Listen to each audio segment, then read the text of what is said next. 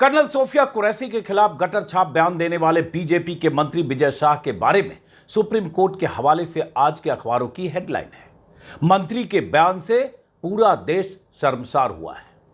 इस हेडलाइन को देखते ही मेरे मन में पहला ख्याल आया कि पूरा देश शर्मसार हुआ है तो मोदी, शाह और नड्डा किस देश में रहते हैं, और इन सब के राजगुरु संघ प्रमुख मोहन भागवत किस देश में रहते हैं।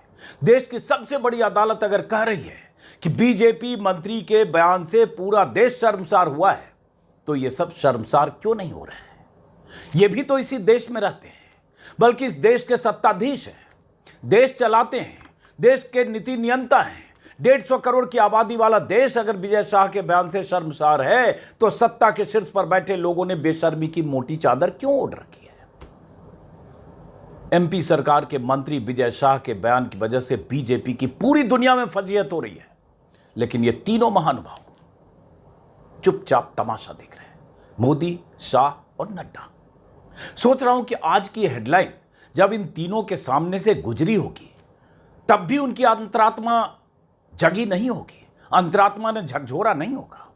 किस तरह से ऐसी हेडलाइंस को मोदी ने पढ़ा होगा, शाह ने पढ़ा होगा, नड्डा ने पढ़ा होगा। ये लोग किस किस्म की सियासत करते हैं, अब भी अगर आप नहीं समझ पाए तो समझ लीजिए। इनके लिए अशोका यूनिवर्सिटी का एक प्रोफेसर देशद्रोही हो सकता है, जिसने कोई गुनाह नहीं किया, जिसने देश या सेना के खिलाफ कोई गलत बात नहीं की।